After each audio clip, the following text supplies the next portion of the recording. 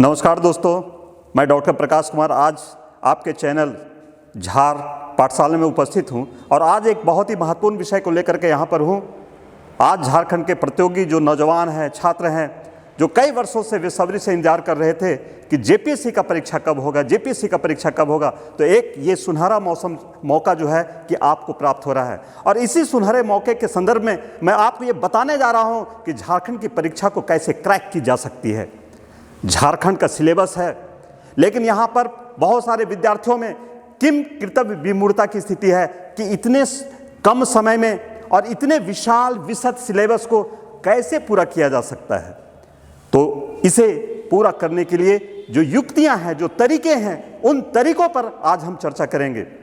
आपको पता होगा कि जेपीएससी की जो एग्जामिनेशंस होते हैं वह 3 चरणों में आयोजित की जाती है। पहला प्रीलिम्स, दूसरा मेंस और तीसरा इंटरव्यू। तो आज हमारी जो विषय वस्तु है वह है हमारा जो है कि प्रीलिम्स की। दोस्तों, प्रीलिम्स में 2 पेपर हमारे होते हैं और इन 2 पेपर में पहला पेपर है समान अध्ययन का GS1, जिसे जेपीएससी ने CSAT-1 कहा है। दूसरा पेपर है CSAT-2, लेकिन वह पेपर आपके झारखंड के सिलेबस और झारखंड के विषय वस्तु से संबंधित है। आज हमारा बात करने का और आपको बताने का और मेरा यहाँ उपस्थित होने का उद्देश्य यह है कि मैं आपको प्रथम पत्र के बारे में बारीकियों से आपको मैं समझा सकूं। आप गौर करें कि GS प्रथम पत्र जो है उसमें कई विषय उसमें संलग्न हैं और सिलेबस बहुत बड़ा है, लेकिन उस सिलेबस के जो विशेषताएं हैं, उन विशेषताओं को अगर हम समझ लें तो बहुत कम समय में उसे हम पूरा कर सकते हैं। लेकिन एक यहाँ ध्यान रखने की बात है कि आपको पहले से GS के बारे में, समान अध्ययन के बारे में, जो उसमें अंतर्निहित जो विषय है उसके बारे में आपको थोड़ी बहुत जानकारी होनी चाहिए, क्योंकि समय कम है। हम आपको एक अच्छा रास्ता बता सकते हैं जिसके माध्यम से आप जो है कि कम समय में उसे आप पूरा कर सकते हैं। तो चलें हम इस पर हम चर्चा करते हैं, सीधे टू द पॉइंट हम लोग चलते हैं। दोस्तों, एक बात को और मैं आपको आकर्षित करना चाहूँगा कि हमारा ये जो जेपीएससी का जो पेपर है इसमें 2 पेपर हैं। हम यहाँ साइड में मैं लिख रहा हूँ, ये पीटी के संदर्भ में यहाँ पर जो है कि एक पेपर हमारा जो है पेपर 1 और दूसरा है हमारा पेपर 2। ये 2 पेपर हैं। इसमें हमारे जो है 100 क्वेश्चंस हमारे रहेंगे, नंबर ऑफ क्वेश्चंस जो है 100 रहेंगे। इसमें भी हमारे नंबर ऑफ क्वेश्चंस जो है कि 100 रहेंगे और प्रत्येक क्वेश्चन जो है 2 अंकों का होगा, प्रत्येक 2 अंकों का। तो कुल मिलाकर के ये 200 और ये हमारा 200, ये दोनों को जोड़ दें तो हमारा टोटल एग्जामिनेशन जो है कि ये 400 का हमारा एग्जामिनेशन होना जो है कि सुनिश्चित किया गया है। अब इस 100 प्रश्न और ये 100 प्रश्न कुल मिलाकर के 200 प्रश्नों का उत्तर हमें देना है। और इस 200 प्रश्नों में सबसे महत्वपूर्ण बात यह है कि 110 प्रश्न जो हैं वो हमारे झारखंड से संबंधित होंगे। तो पूरे प्रीलिम्स के प्रिपरेशन में सबसे बड़ी भूमिका निभाने वाला जो विषय है वह विषय हमारा है वो झारखंड का। इसलिए विद्यार्थियों को मैं यह सुझाव दूंगा कि आप लोग झारखंड विषय पर विशेष फोकस करें, क्योंकि 200 प्रश्नों में 110 प्रश्न जो है वह झारखंड से पूछे जाएंगे। लेकिन आज का चर्चा का जो विषय है वह चर्चा का विषय है प्रथम पत्र। और प्रथम पत्र जो है वह समान अध्ययन का पत्र है और इसमें कई विषय जो है कि इसमें अंतर्निहित हैं। सबसे पहले अगर हम इसमें बात करते हैं तो हम सबसे पहले विषयों के बारे में बात करें तो हमारा जो है हिस्ट्री ऑफ इंडिया से संबंधित जो है हमारे प्रश्न पूछे जाएंगे। हिस्ट्री ऑफ इंडिया से हमारे 15 प्रश्न जो है कि हमें पूछे जाएंगे। अब यहाँ पे ये 15 प्रश्न जो हैं जो पूछे जाएंगे, बहुत ही स्पष्ट तरीके से जेपीएससी ने अपने सिलेबस में इस बात की विवेचना की है कि भारतीय इतिहास से 15 प्रश्न, और ये 3 खंडों से प्रश्न पूछे जाएंगे। और ये 3 खंड आपके आते हैं एंशिएंट इंडिया, मिडिवल इंडिया और मॉडर्न इंडिया। ये तीनों से 5-5 प्रश्न हमारे जो हैं कि पूछे जाएंगे।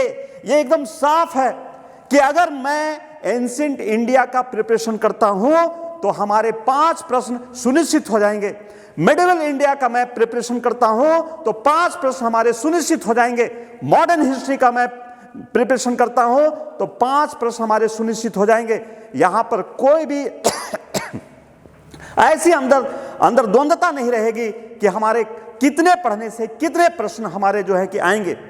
लेकिन यहां पर एक बहुत ही महत्वपूर्ण पहलू है कि जो हमारे प्रश्न रहेंगे, क्योंकि भारतीय इतिहास और उसमें प्राचीन भारत का इतिहास और प्राचीन भारत के इतिहास को अगर हम उसे देखें तो एक अपने आप में बहुत ही विशाल इंफॉर्मेशन को समेटे हुए है। विशालता उसके अंदर निहित है।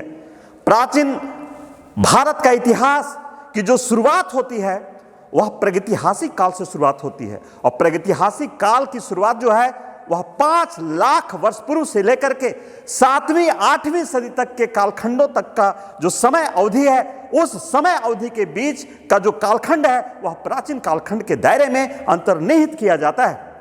लेकिन अब इतने विशाल एरिया को पढ़ने में तो बहुत लंबा समय लगेगा। तो इतने लंबे सिलेबस को अगर मैं सिर्फ एंशिएंट को पढ़ता हूं तो काफी अधिक समय हमें उसमें देना होगा।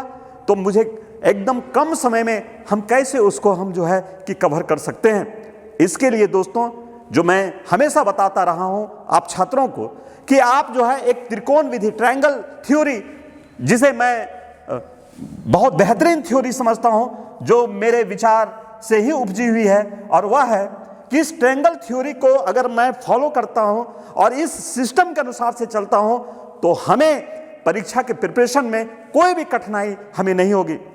ये ट्रायंगल थ्योरी है क्या, आप समझिए। तो सबसे पहले हमें कितना पढ़ना है, कितना पढ़ना है, उसके लिए सबसे पहले मुझे सिलेबस के बारे में हमें जानकारी जो है होनी चाहिए। तो आज मैं इसी संदर्भ में ये पूरे सिलेबस के बारे में आपको बताने जा रहा हूं। सिलेबस को समझ लेने के उपरांत कौन कौन से सब्जेक्ट हमें पढ़ने हैं, उसे जान लेने के उपरांत हमें उन सब्जेक्ट के अंदर कितनी गहराई तक अध्ययन करना है, इसको भी जानना हमारा जो है परीक्षा का कर्तव्य बनता है, परीक्षा का धर्म बनता है। तो इसमें हम क्या करेंगे कि हमारे पास नए सिलेबस में हमारे जो है कि 3 एग्जामिनेशंस हमारे हुए हैं। 6 जेपीएससी हुआ है, 7th जेपीएससी हुआ है, और 21 जनवरी 2024 को बैकलॉग की परीक्षा हुई है। इन 3 परीक्षाओं के पैटर्न और उसमें पूछे गए प्रश्नों को देखने के उपरांत हम इस निर्णय पे पहुंचेंगे कि इतिहास में हमें कितना गोता लगाना है। उन प्रश्नों को आपको देखने की आवश्यकता है, और प्रीवियस ईयर के क्वेश्चंस को जब हम बार बार उलट के पढ़ते हैं, बार बार जब हम देखते हैं और समझने की कोशिश करते हैं, तो हमें था लग जाता है कि उस पेपर में हमें कितनी गहराई में अंदर जाना है। उसी के अनुरूप हम बहुत सरल पतले पुस्तकों का या किसी भी गाइड का हम उपयोग कर सकते हैं। यहां पर बहुत लंबे चौड़े टेक्स्ट बुक पढ़ने का समय अभी तो नहीं है, लेकिन हम पतले गाइड के तौर पर हो सकता है कि कुछ ऐसे जो बाजार में चल रहे कुछ गाइड्स हैं, उस गाइड से भी आपकी जो है कि परीक्षा की प्रिपरेशन हो सकती है। बात यह है कि आप 3rd क्लास के नोट से 1st क्लास का मार्क्स आप ऑब्टेन कर सकते हैं, लेकिन शर्त है कि आप पूरे सिलेबस और उसके पैटर्न को आप समझ सकें।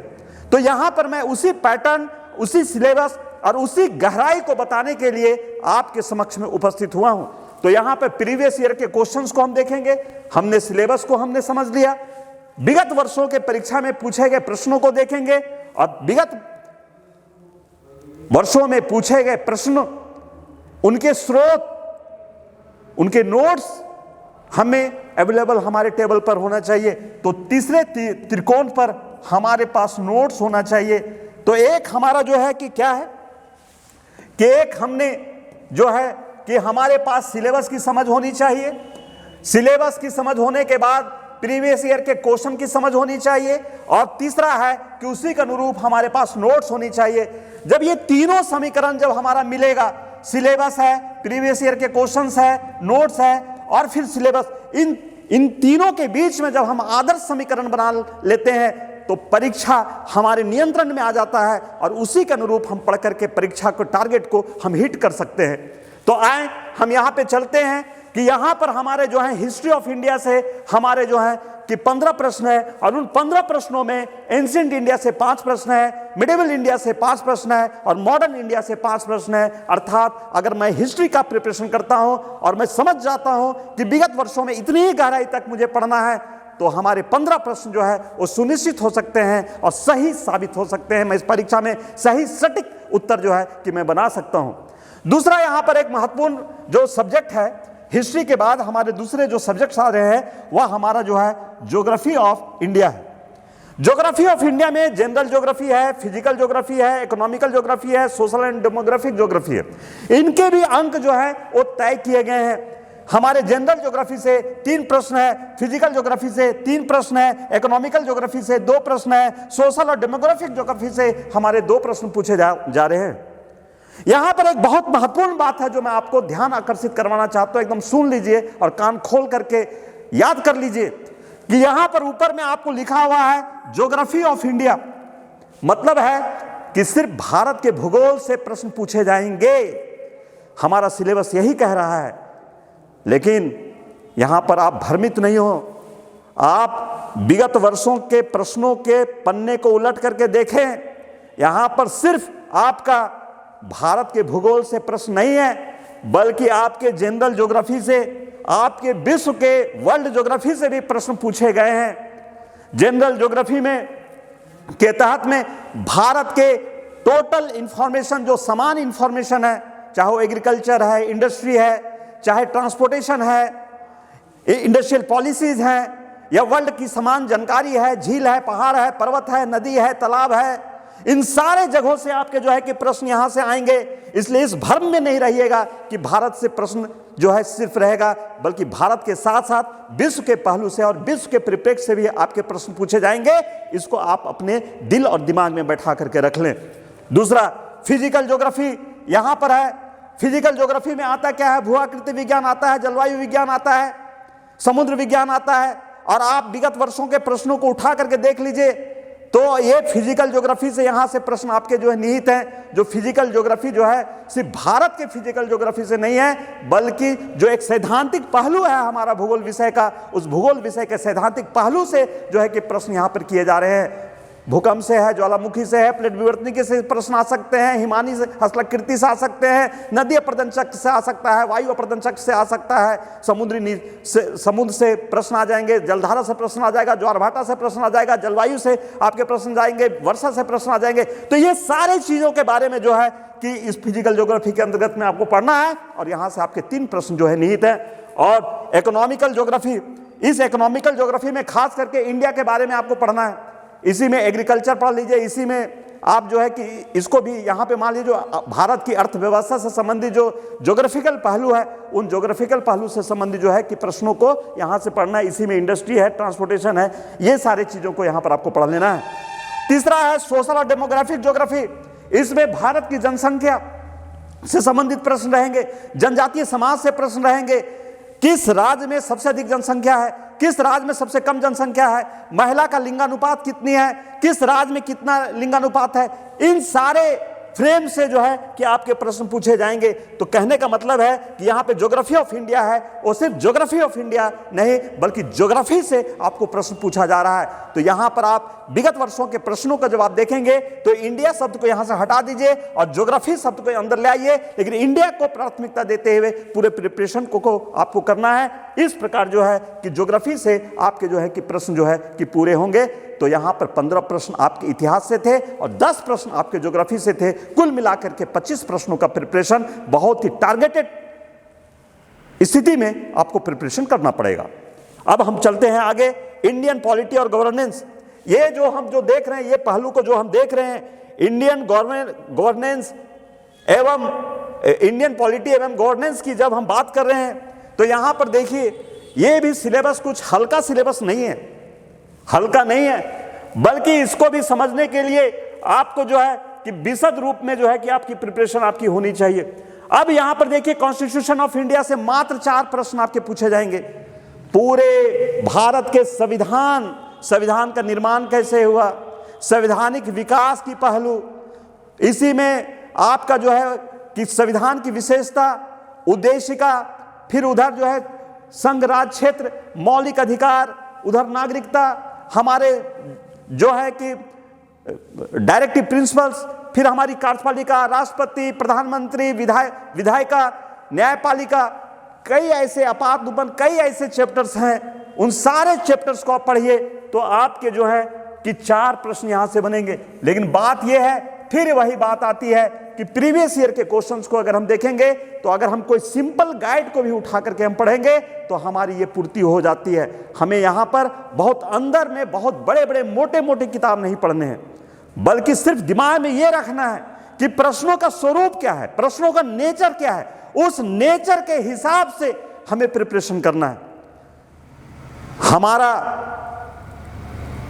इंडस सिविलाइजेशन के बारे में बात करें तो 6th क्लास में भी पढ़ा जाता है, 9th क्लास में भी पढ़ा जाता है, इंटर में भी पढ़ा जाता है, ग्रेजुएशन में भी पढ़ा जाता है और पीजी में भी पढ़ा जाता है। लेकिन सबके पढ़ने के दायरे और उनकी विशेषताएं अलग अलग होती हैं। उसी तरह हमें उन विशेषताओं को समझना है कि जो हमारा यहाँ पे पूछे जाने वाले प्रश्न है उनका स्तर क्या है, स्कूल के स्तर का है कि बहुत एडवांस लॉ का स्तर का है। तो यहाँ पर हम देखते हैं कि सामान्य जानकारी हमें पूछी जा रही है, बहुत डीप नहीं पूछा जाता है, यूपीएससी के पैटर्न से बहुत कमतर है।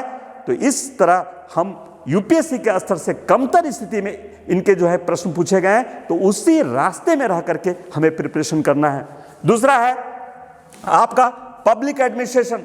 पब्लिक एडमिनिस्ट्रेशन से हमारे जो है कि हमारे इसमें जो है कि प्रश्न रहेंगे और इन प्रश्नों में हमें पब्लिक एडमिनिस्ट्रेशन के पूरे सिस्टम को हमको समझना है और इसी में हमको जो है प्रशासन के बारे में हमें पढ़नी है, हमें जो है उनके परिभाषा पढ़ना है, इसी में हर्बर्ट और साइमन के बारे में पढ़ना है, हमें जो है कि फिफ्नर के बारे में पढ़नी है, लोक प्रशासन के क्षेत्र और भूमिका के बारे में पढ़नी है, पुनः लोक प्रशासन के विकास के भिन्न भिन्न चरण हैं। जैसे प्रथम चरण के बारे में माना जाता है 1887 से 1926 ईस्वी, द्वितीय चरण 1927 से 1932 ईस्वी, तृतीय चरण 1938 से 1947 ईस्वी, चतुर्थ चरण 1948 से 1970 ईस्वी, पंचम चरण 1971 से 1990 ईस्वी और छठा चरण 1991 से अब तक का। ये सारे विकास के पहलुओं को देखेंगे। इसी में आदेश की एकता, प्राधिकार और जिम्मेवारी, उत्तरदायित्व, डेलीगेशन, स्टाफ एजेंसीज, प्रशासन के सिद्धांत और इसी में हम जो है टेलर के सिद्धांत, नौकरशाही, वेबर का नौकरशाही, हर्बर्ट का सिद्धांत, उत्तरदायित्व तथा नियंत्रण, कार्मिक प्रशासन, भारत में आचार संहिता, लोकपाल, लोकायुक्त, लोकनीति, वित्तीय प्रशासन, बजट, सुशासन अर्थात गुड गवर्नेंस इत्यादि सभी पहलुओं के बारे में हमें जो है कि इसमें पढ़नी है। इसमें खास करके जो हमारे चिंतक हैं, दार्शनिक हैं, जिन्होंने लोक प्रशासन के संबंध में सिद्धांत दिया है, उससे आपके प्रश्न रहते हैं, उनका स्टेटमेंट रहता है, उनका स्लोगन रहता है। उन स्लोगन और स्टेटमेंट को भी जो है कि आपको याद करने की जरूरत है। यहां से आपके जो है कि 4 प्रश्न रहेंगे। पुनः तीसरा आपके जो है decentralization of panchayati and municipalities, 2 प्रश्न रहेंगे। अर्थात 73वां 74वां संविधान संशोधन से आपके प्रश्न रहेंगे। ये हमारे इंडियन कॉन्स्टिट्यूशन का ही हिस्सा है। अगर हम मान लेते हैं इंडियन कॉन्स्टिट्यूशन से कितने प्रश्न हैं तो 4 प्रश्न तो उधर से शुद्ध है और 2 प्रश्न हमारा डिसेंट्रलाइजेशन से है, बहुत कम पढ़ना है। लेकिन 2 प्रश्न यहाँ पर हमारा सॉलिड बनेगा। तो इस प्रकार हमारे 6 प्रश्न जो है इंडियन कॉन्स्टिट्यूशन से आ जाते हैं और पब्लिक एडमिनिस्ट्रेशन से हमारे 4 प्रश्न, कुल मिलाकर के हमें 10 प्रश्नों का उत्तर हमें जो है कि देना है। तो 15 प्रश्न थे हमारे इतिहास में, 10 प्रश्न थे हमारे ज्योग्राफी में और 10 प्रश्न हमारा जो है कि इंडियन कॉन्स्टिट्यूशन एंड गवर्नेंस से हमारे प्रश्न है। तो कुल मिलाकर के 35 प्रश्न का अभी हमारे पास लेखा जोखा तैयार हुआ है, जिसे हमें पढ़ना है। मैं लास्ट में किस पुस्तक से पढ़ना है उसके बारे में भी हम लोग अब चर्चा हम लोग कर लेंगे। लेकिन यहाँ पर नेक्स्ट बढ़ते हैं कि हमारा नेक्स्ट जो टॉपिक है वह इकोनॉमिक एंड सस्टेनेबल डेवलपमेंट से हमारे प्रश्न है और यहाँ से हमारे जो है कि कुल 10 प्रश्न जो है कि हमारे पूछे जाएंगे। और इस 10 प्रश्न में इसे 3 उपभागों में बांटा गया है। उसमें है कि basic feature of Indian economy, यहां से 4 क्वेश्चन रहेंगे। तो भारत की अर्थव्यवस्था का जो समान विशेषताएं हैं उससे आपको पढ़ना है। यहां भी आपको इंडस्ट्री के बारे में पढ़ना है, यहां भी एग्रीकल्चर के बारे में पढ़ना है, यहां 5 ईयर प्लानिंग के बारे में पढ़ना है, यहां पर जो है कि ट्रेड के बारे में पढ़ना है, इंटरनेशनल ट्रेड के बारे में पढ़ना है, भुगतान संतुलन के बारे में पढ़ना है, यहां के लोगों के इनकम के बारे में पढ़ना है, ये एटसेट्रा। मतलब भारत के इकोनॉमी की, अर्थव्यवस्था की क्या स्थिति है, इन सारी चीजों के बारे में इसमें सब चीज जो है कि हमारा समा जाएगा। साफ साफ लिखा है basic feature of Indian economy. तो इंडियन इकोनॉमी की जो आधारभूत विशेषताएं हैं, उन विशेषताओं के बारे में जो है जो चैप्टर्स हैं उनको हमें जो है पढ़ना है, लेकिन ऊपर ऊपर पढ़ना है, बहुत शॉर्ट में पढ़ना है, बहुत डीप जाकर नहीं पढ़ना है। तो यहां से हमें जो है कि 4 प्रश्न पूछे जाएंगे। दूसरा है sustainable development and economic issue. यहां पर शाश्वत विकास से संबंधित जो है कि 4 प्रश्न है। कुछ मिलाकर के कुछ करंट अफेयर से भी जुड़े रहेंगे और कुछ ऐसे विकास और पहलुओं की अवधारणाओं से संबंधित जो है कि यहाँ पे प्रश्न हो सकते हैं जो समसामयिक विषय से संबंधित हैं। तो उस पर हमें फोकस देना है, करंट अफेयर भी फोकस देना है, जो इकोनॉमिक्स से संबंधित है जो करंट अफेयर में, उन पहलुओं पर भी अपना जो है कि फोकस रखना है। इससे हमारे जो है कि 4 प्रश्न रहेंगे। और तीसरा खंड है इकोनॉमिक रिफॉर्म और ग्लोबलाइजेशन। आपको पता है 1991 ईस्वी में हमारा जो है LPG हमारा जो है कि आया, लिबरलाइजेशन, प्राइवेटाइजेशन और ग्लोबलाइजेशन। तो इससे संबंधित जो है कि हमारे जो पहलू हैं, और उसके बाद हमारे देश में जो चेहरा है इकोनॉमी का, जो पहले बंद अर्थव्यवस्था की नीति थी वह खुली अर्थव्यवस्था में वो कन्वर्ट हो गई। और खुली अर्थव्यवस्था के बाद में कैसे धीरे धीरे भारत जो है कि सार्वजनिक कंपनियां निजीकरण की तरफ जो है कि बढ़ रही है, और किन किन चरणों में बढ़ी है, और किस प्रकार से हमारे विनिवेशीकरण हो रहा है, किस प्रकार से हमारे देश की इकोनॉमी में बदलाव आया है, हमारे देश के इकोनॉमिक चिंतन में बदलाव आया है। उन सारे पहलुओं को जोड़ते हुए और विदेशी निवेशकों के जो कंपनियां आई हैं इस देश में, और सार्वजनिक बड़ी बड़ी कंपनी जो निवेश हुई है, उनसे तथ्यात्मक जानकारियों को भी आपके मस्तिष्क में रखना है। और यहां से आपके जो हैं कि 2 प्रश्न रहेंगे, तो कुल मिलाकर के 10 प्रश्न रहेंगे। बहुत ही सिलेक्टेड एरिया है जेपीएससी का प्रिपरेशन का। अगर आप ध्यान से, अस्थिर से दिमाग को सोचेंगे तो एकदम प्रिपरेशन आपका सही तरीके से हो जाएगा। आपकी जो दिन और तिथि है उसमें दिन को तय करें कि हमें इतने दिन में हमें खत्म करना है। हिस्ट्री है, पहले से पढ़ा हुआ है, तो आपको जो है कि टारगेट फिक्स करना होगा। अगर 17 मार्च को एग्जामिनेशन लेता है तो आपको हिस्ट्री में जो है अधिक से अधिक जो है आप 10 दिन से ज़्यादा, 10 दिन नहीं 5 दिन से ज़्यादा आप समय नहीं दे सकते हैं। 5 से 7 दिन आप से ज़्यादा समय नहीं दे सकते हैं। आपका इकोनॉमिक्स में 3 से 4 दिन से अधिक समय नहीं दिया जा सकता है। हाँ, डेट बढ़ जाए तो आपके पास पर्याप्त समय है। अब विज्ञप्ति आ गई है तो परीक्षा तो लेगा ही लेगा, लेकिन पहले का पढ़ा हुआ होना बहुत अनिवार्य है। भोज के बेहरा में कोढ़ा नहीं रो पाता है, इस बात को आप जो है कि गांठ बांध लीजिए। नेक्स्ट है आपका science and technology. Science and technology से आपके 15 प्रश्न रहेंगे। यहां भी समझने की जरूरत है। साइंस एंड टेक्नोलॉजी में इसे भी 3 खंडों में बांटा गया है, और उसमें पहला है जनरल साइंस, और जनरल साइंस से आपके 6 प्रश्न रहेंगे। और जनरल साइंस में 3 विषय है, फिजिक्स है, केमिस्ट्री है और बायोलॉजी है। ये तीनों से 2-2 प्रश्न रहेंगे। मैं तो यहां कहूंगा पहले जो पढ़े हैं ठीक है भैया। अगर नहीं पढ़े हैं तो प्रीवियस ईयर के क्वेश्चन बैंक ही 1000 क्वेश्चन को बना के चले जाइए, हूबहू प्रश्न जो है वहां से आ जाएगा। क्योंकि पूरा बायोलॉजी अगर मैं 2 साल भी पढ़ा दूं तो कम होगा।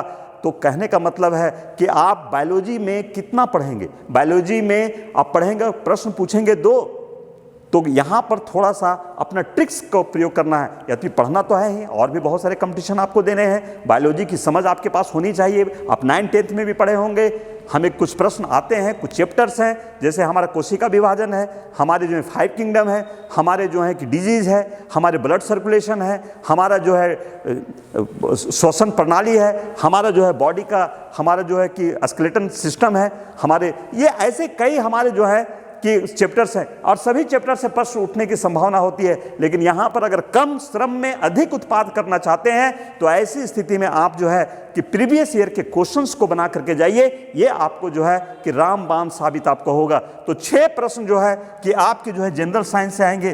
दूसरा आपका जो है जो सबसे महत्वपूर्ण है साइंस एंड टेक्नोलॉजी में, एग्रीकल्चर एंड टेक्नोलॉजी डेवलपमेंट से, इससे 6 प्रश्न रहेंगे।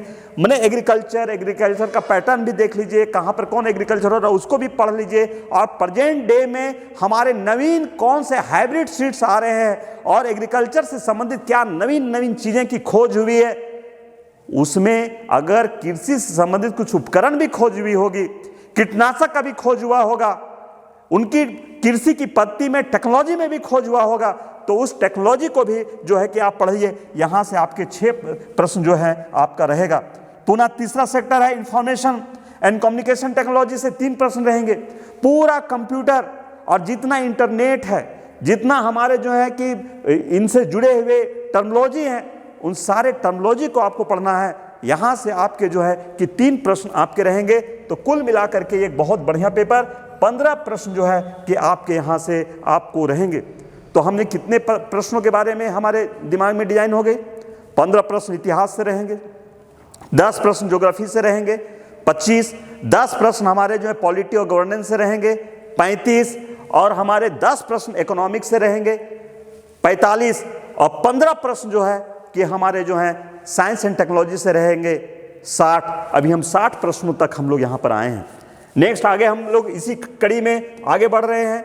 इसमें जो है कि Jharkhand specific question general awareness से यहाँ पर आपको जो है कि प्रश्न 10 प्रश्न है। यहाँ पर हम बता दें, झारखंड जो आप पढ़ रहे हैं सेकेंड पेपर के लिए, सेकेंड पेपर में जो दर्शाया गया जो सिलेबस है, उस सिलेबस से यहां पर कुछ प्रश्न रह सकते हैं, लेकिन प्योर सभी नहीं रहेंगे, क्योंकि जो हिस्ट्री है झारखंड का, वह हिस्ट्री का टॉपिक जो है वह सेकेंड पेपर में नहीं है। तो उस हिस्ट्री के पहलू से संबंधित जो प्रश्न है, चाहे वो विद्रोह है, चाहे स्वतंत्रता आंदोलन है, या हमारे झारखंड में राजवंशों का जो विकास है, या झारखंड के क्षेत्रीय राजवंश है, इनसे संबंधित जो प्रश्न है वह आपका फर्स्ट पेपर में आपको यहां से उठेगा। इसलिए फर्स्ट पेपर में झारखंड के हिस्ट्री, सोसाइटी, कल्चर और हेरिटेज और कल्चर तो हम सेकेंड पेपर को पढ़ करके भी पूरा कर सकते हैं, लेकिन जो हिस्ट्री वाला पोर्शन है इस पे आपको अलग से फोकस करने की आवश्यकता है।